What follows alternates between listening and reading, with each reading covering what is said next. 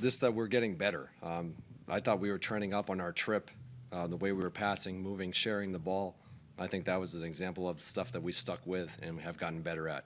Obviously, we made shots tonight, but the ball was flying around, and we were pushing the pace, playing the style that we want to play, the identity we want to play to, which is start with defense, get out in transition, and then really share it.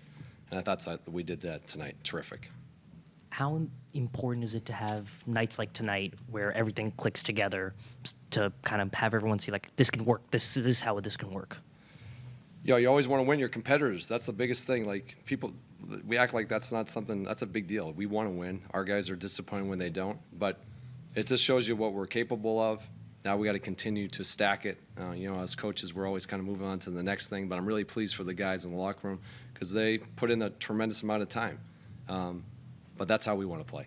We want to play with defense first, rebound, and then you saw the transition, and then obviously we made shots tonight, but the process was right. The shots were right. Really good stuff.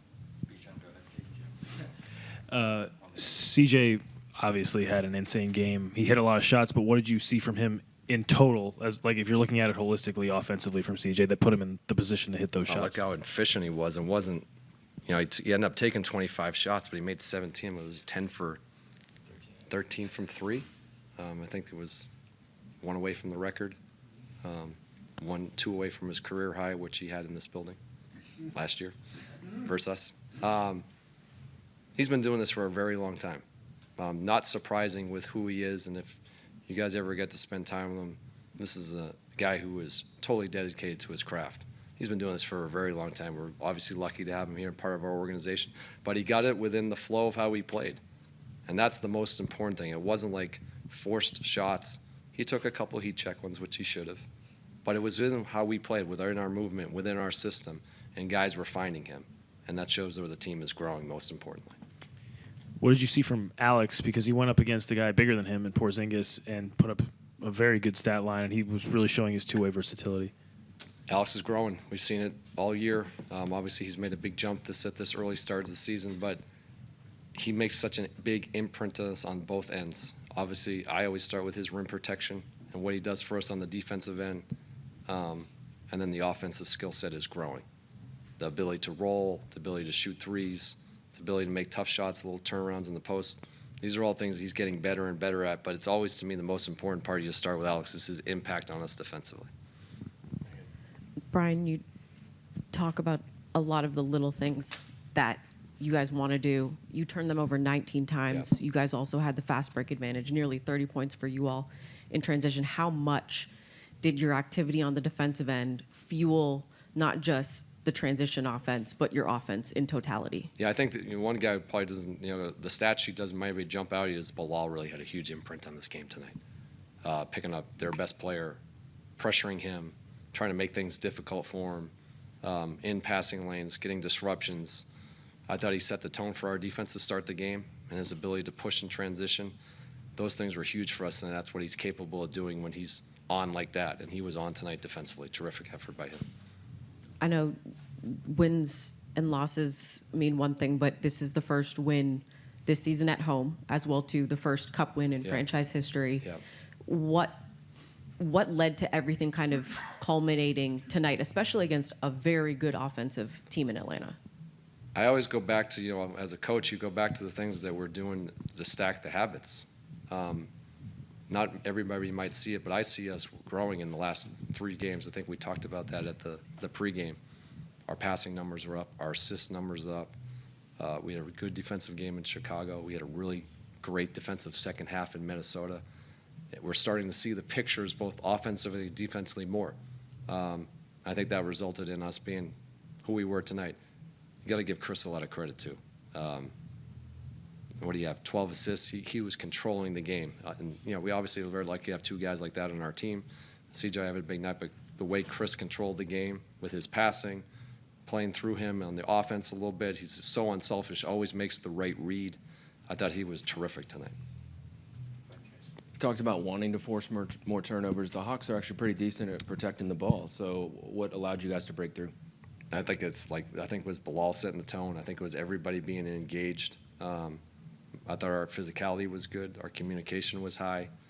And I think that's what we're capable of. We're not there yet. This is something we got to keep working and growing on and make it consistent, but that was an example of how we want to play, for sure. And how's Corey doing? Don't know much yet. Thumb, we'll know more here. Just finding out about it myself after the game. I see he was pulled during the middle of the third quarter. Don't have anything more than that right now. Coach, you talked about Middleton's 12 assists, but in terms of the two-man action with him and Sarr, the high screen and roll, can you just talk about how effective that was throughout the whole game? Yeah, I think that's one of the things that's been, from the day that he got in our gym and with us, him and Alex have a great connection. You could see that instantaneously when he got here. That's the thing I learned about Chris. Chris has been doing this a long time. I probably didn't realize how good a passer he was, the way he sees the game. Obviously, he's been doing this at a high level for many, many years, but he sees the game in an easy way, and him and Alex have a great two-man combination on that pick and roll. Coach, it seems like 𝗙𝗢𝗟𝗡𝗪 has a nice dunk almost every game. Can you talk about his growth on the offensive end? Obviously, he's a big-time defender, but also balancing that with his growth on offense. Yeah, obviously you see some of the explosiveness. I thought early in the game he was the one who got downhill and got into the paint that led to some of the spray outs. You know, he's still getting used to playing with that starting lineup. Like, he's only 4 or 5 games with that group, but we're starting to see him be able to initiate, play with pace, because he can cause havoc with his speed. And I thought we saw that really early in the game, and that's how we got a lot of our threes early, was that penetration. Brian, I know at different times you've said, let's try to make them call the first timeout, especially if a run happens. You guys forced them into calling, I think it was the first 3 timeouts of the ball game. What type of, if you do take any pride in forcing the hand of the opposing coach the way you did tonight, especially with the fact you guys have been dealing with a losing streak as long as you have? The most important thing to me is that, are we growing and playing the right way? Because we want to make this something sustainable. You know, that's what I was most proud of. That maybe led to the timeouts, but we were playing the way we want to play, which is, well, I'm going to say, defense first for us. That led to us, you know, I think we had, I don't know, transition baskets, but I think we had, it was a pretty high number. We were getting down in transition early in the game, pushing that pace. That started with our defense and then our passing. We played the right way tonight, and then that led to the win. That's what we continue to focus on. We want to get better. It's not just about tonight. Tonight we're happy for the guys because the guys deserve it. We got high character guys in the locker room, and I'm pleased for them. But we got to keep improving, keep getting better. And that was an example of us how we can play. Hey, Coach, you talked about wanting this for the guys and being with them after the game. Did you detect any relief among them, or is this business as usual for them? No, the guys were happy they win, for sure. You should be happy when you win a game. It's hard to win a game in this league. I don't think people realize how hard this league is. It's unforgiving. So I was pleased from them. They were pleased. But the one thing I know about them, win or lose, they come back and they're always ready in the gym the next morning, ready to work. That's the thing I'm most proud of with this group that I get to coach. You talk about Alex's impact on both ends. What's something that doesn't show up in the box score that really stood out to you tonight? He deters people from coming into there. You know, he's a big presence out there. So obviously you see the shot blocks, but it's the little fakes that he might make, or him just coming over early like, I'm going to have to kick this ball out. I thought our scramble was really good tonight, like multiple efforts, guys flying around. I thought that was really impressive. Then that's part of defense. Like, Alex going to come over, who's going to have his back? Who's going to scramble and rotate? I thought we were pretty high level to start the game with that. What was the message to the team after tonight's win? Let's get back to work tomorrow. Happy for you guys. We did the things the right way. Have a nice Thanksgiving. Have some gratitude. Cam played just under 10 minutes, none in the fourth quarter. Was there a reason for his drop in minutes? No reason. No, we're just going with different guys tonight, seeing different looks, flow of the game. Obviously, Corey got out, so that kind of changed our substitution patterns a little bit. So Malachi came in, helped us out. That was great. He was ready to go. He's been great this year. He's always ready to go. So it's just one of those nights. Last question to DA. Threes flow from, in transition, threes flow from push, but they also flow from guys running and guys really getting the spots. How much did you see them really running intentionally tonight to create opportunities? Yeah, I think that started in the Chicago game, a little bit of the second half in Minnesota. We're getting out early. Corey gives us a great energy with that. That's, you know, having him in the lineup, he really runs. And then our guys are unselfish. We do a good job of kicking the ball ahead and looking for guys early in transition. As we all know, when that ball is thrown, that's going to make you run faster. But I think our guys were intentional about that, and that's how we want to play.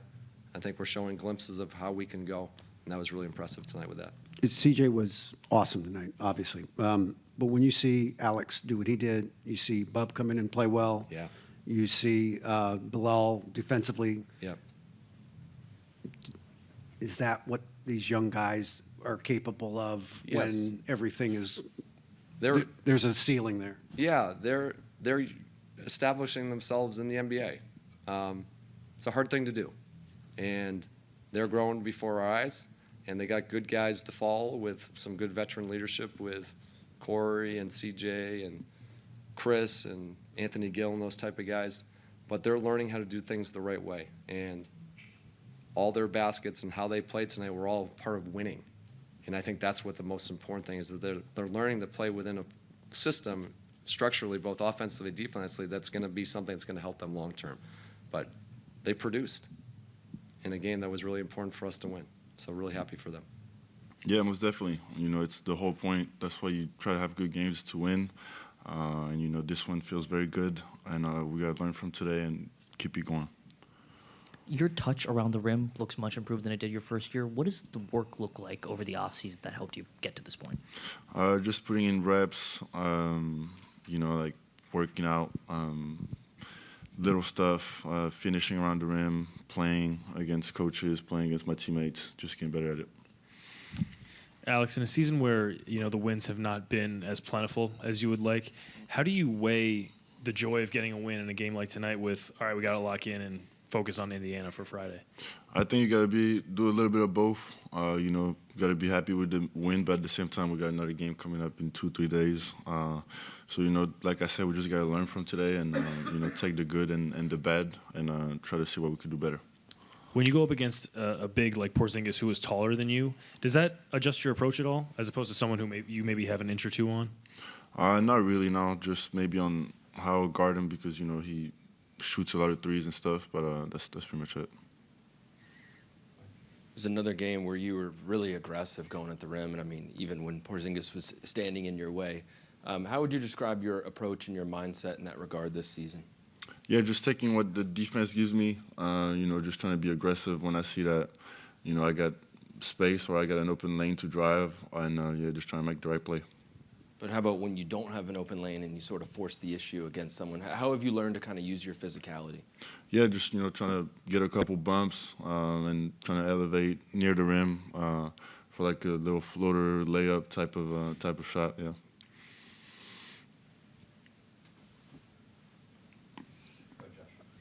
Alex, it seems like you guys, you had an amazing offensive game without Keyshawn and Trey. How do you feel like you guys are able to compensate for that and have your best night of the season?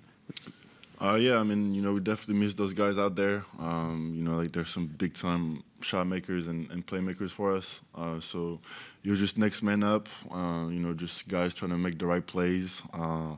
And, you know, just we were sharing the ball a lot, I feel like, first half, second half too. And, you know, that worked for us. Salut Alex, j'espère que tu vas bien. C'est une victoire qui fait du bien. Est-ce que ça peut donner de l'envie, du moral pour la suite de la saison? Ouais, bien sûr. C'est une victoire dont on avait besoin. On venait de perdre 14 matchs d'affilée, donc ouais, chaque match, c'était vraiment très important. Et voilà, ça fait plaisir d'avoir celle-là. Et maintenant, il faut qu'on continue, il faut qu'on apprenne de ce soir et essayer d'en chercher plus. Et le premier quart-temps, enfin, vous êtes en feu, littéralement. Rien ne vous arrête. Qu'est-ce qui explique ça? Dans quel état d'esprit vous êtes entré dans le match? Ouais, premier quart-temps, on faisait beaucoup de stops défensifs et CJ et Corey, ils étaient très adroits. Ils ont mis beaucoup de 3 points et du coup, voilà, ça nous a vraiment bien propulsés pour le reste du match. Alex, MVP chance for you tonight. What is that like hearing that for the first time in your career? Yeah, I mean, it was just funny at first. You know, like it was a small group that started and then got a little bigger. But yeah, you know, it was just great vibes. You know, we was winning and stuff, so you know, just great vibes. Alex, with the game that CJ had, how does that unlock what everybody else can do when somebody is forcing defenses with their gravity and their shot making to kind of lean towards them or get toward them early in sets. Yeah, it definitely helps. But I mean, I feel like even when TJ doesn't score 46, like he still has gravity, and teams will, guard him some type of way in pick and rolls, which will give us some type of, advantage after the pick and roll. So today was just a night where he did what he's known to do, and he really helped us. Alex, here, Alex. Tonight you play against with Kristaps, and he can shoot, he can protect the rim, and he is so athletic, he is so talented, just like you did. And he is a former All-Star player, and he is a former championships. So is he the ideally model for you to build yourself games for? I mean, he's definitely a great player. I remember watching him when I was younger. Tall guy who can put the ball on the floor. Just being aggressive and has been great in the league for a long time. So whenever there's tall guys that can do a lot of things, it's always interesting playing against them. So yeah, just great player. Okay, thank you. Hey, Alex. When you guys first got that 30-point lead in the first quarter or so, it got down to 13 after a few minutes, and there was a timeout. What did Coach say to you during that time? Just to tighten up on a couple mistakes we was doing, like defensive coverage. The ball was getting kind of stagnant, weren't sharing it as much, and just play free and keep attacking because that's what got us the lead. BK talked about how one of the most impressive things from you tonight and throughout the entire season has been your rim deterrence. What are the little things you try and do during a play to try and spook the ball handler from trying to attempt a shot at the rim? And then what's it like when you notice, oh, I kind of scared him away from the rim there? Yeah, just trying to be early in the spots. And like you say, sometimes they'll just not go up if I'm right behind them or something. So yeah, just trying to be early and time it. I'll say that's pretty much it. Is there a satisfaction of oh, they don't want to test me? Yeah, most definitely. I wish it happened more, but yeah. Final question back there. Thank you. Salut, Alex. Quick question. I mean, so far you have been quite consistent since the very beginning of the season. The main exception might have been a game against the Nets, where you went out of the game quite frustrated. How this was a lesson for you since then, and how do you see the season going forward for you? Yeah, I mean, every game not gonna go how I want it to go, but just think about having a next play mentality as soon as the game's over. Thinking about the next game, and yeah, I just gotta keep doing that, focusing on one game at a time, and yeah, just keep doing what's working right now, and being aggressive and playing off my teammates. I made shots. I hit a bunch of threes. Missed 2 free throws. But I think overall, we played with good pace. I think we came out with the right mindset. Defensively, we were great in the first quarter. We got stops. We ran, spaced the floor well, passed the ball pretty well, kept our turnovers low until the end of the game. But I think we gave ourselves a chance to win tonight. And, I work really hard on my craft every day. So I'm not surprised. I'm surprised I missed 2 free throws. And 3 of the threes I missed were wide open, so I got to tighten up a little bit. But I think overall we're just, I always say it, just keep swimming. We're working on our craft every day. We're doing things the right way, and we don't always get the results that we want. But the intention is there, the preparation is there, and eventually it translates. And I think tonight was a day where it translated long enough for us to win. And we should probably have 7 or 8 wins right now, but we'll continue to learn and grow and try to stack days like this. You're now a part of a very elite group of players who have dropped 45+ for 3 different franchises. Is that a point of pride for you to be able to go to a different place and still supply that same level of offense? Yeah, I should have had 50 tonight, but I think that's what I've done my whole life, man. I prepare, I maximize my talent, I take advantage of each day.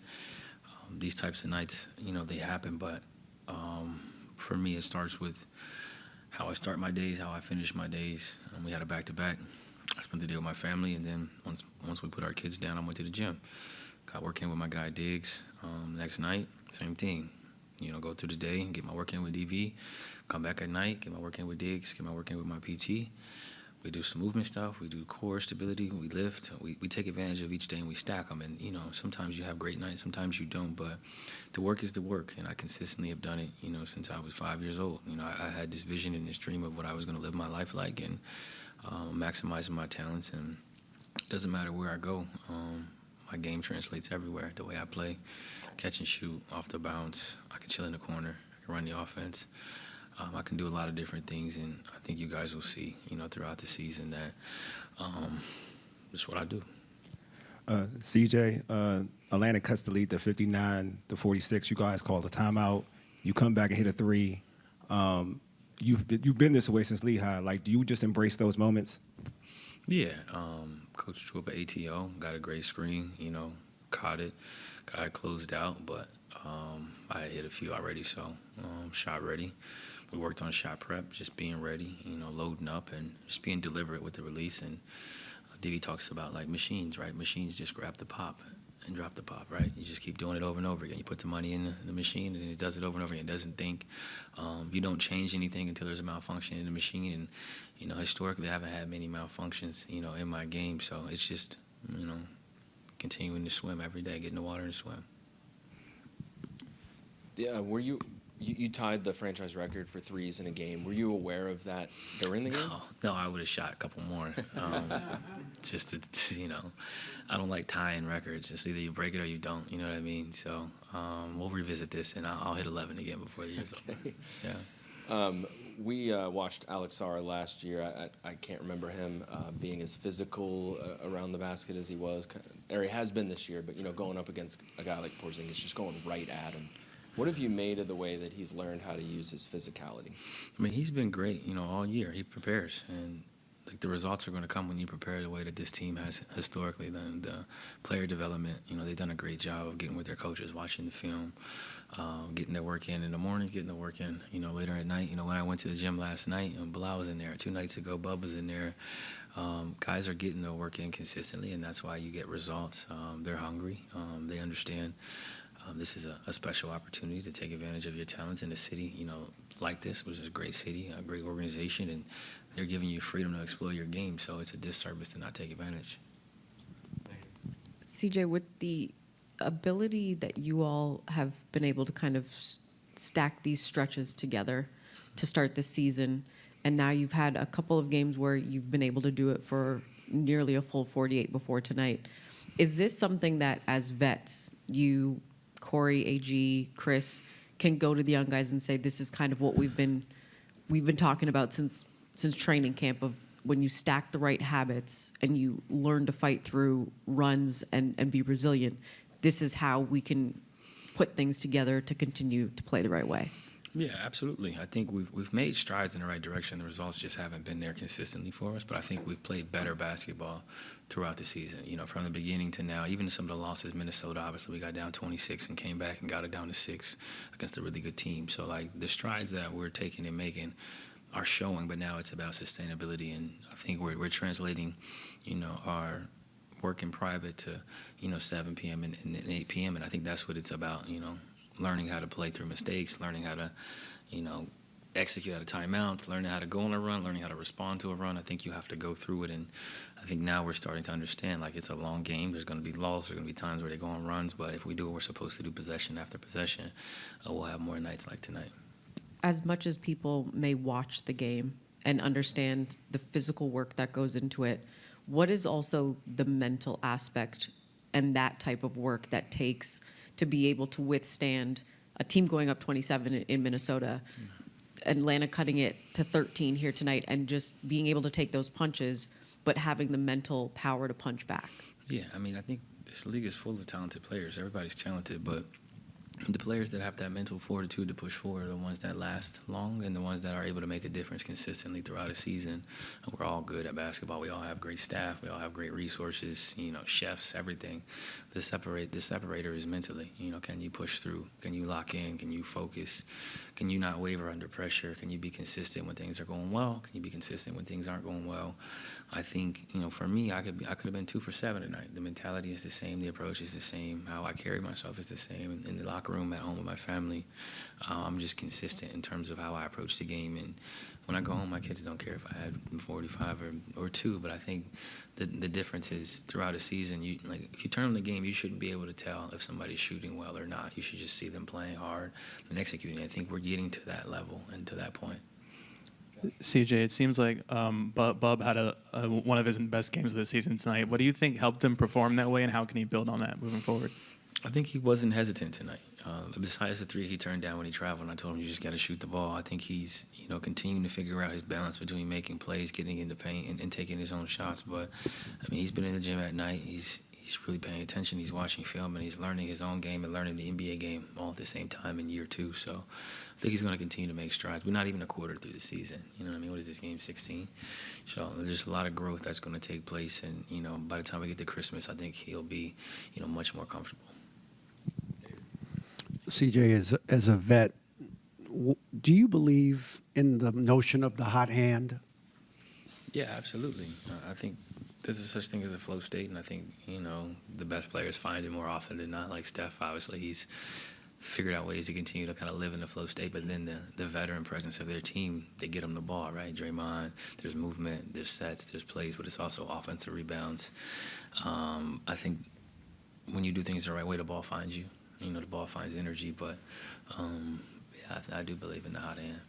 So when you're on a heater like tonight, is there any sense of where you're getting your shots from, or it just feels right when it leaves your hand?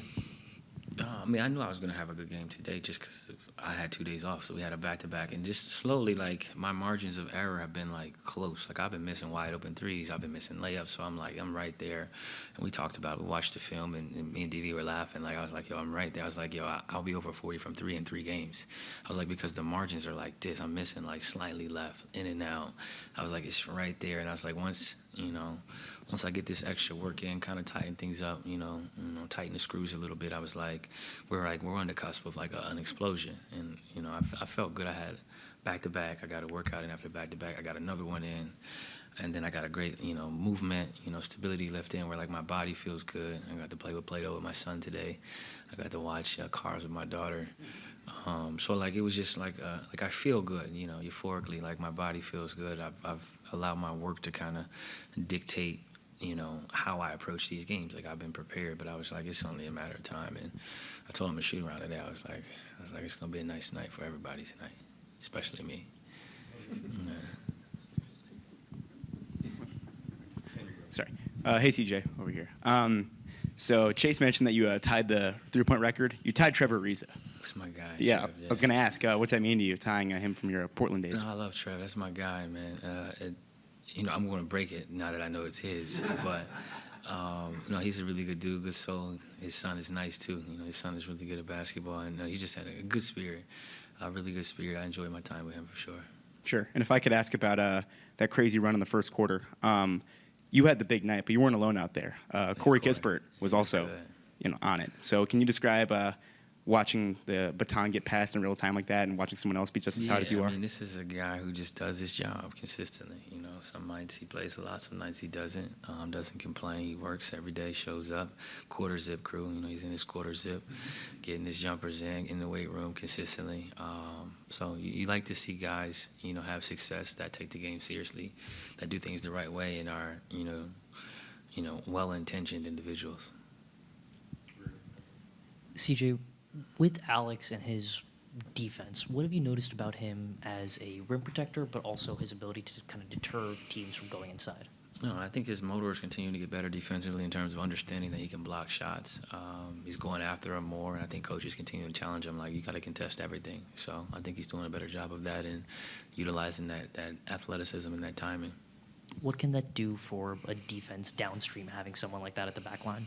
We know we can funnel, players towards him, and that he's going to protect us. Obviously, we got to crack back and block out his man when he jumps and goes for the ball. But I think he's continuing to take real strides, and he had a great defensive possession on the switch. He sat out, got the steal, and went down and got fouled in the layup. So he's continuing to do a better job of taking the challenges. Okay, yeah. CJ, hi, CJ. As a former Trailblazer, you're playing out there over a decade. A Chinese player named Hansen Yang was drafted by Portland this year. Could you please give him some advice on how to quickly adjust to the Trailblazers and to life in the city of Portland? Yeah, I mean, I think he's got a great group of leaders around him. Obviously, stay close to Dame. I think that'll be helpful. Teaching him the ins and outs of the league, preparation, how to take care of your body, what restaurants to eat at. Dame loves sushi, so I'm sure he's probably told him about Bamboo Sushi and all the spots that he likes out there. But I think, all in all, I think he's in a great spot. I think they're going to do a great job of nurturing him, continue to help him develop, and I think he's got a bright future.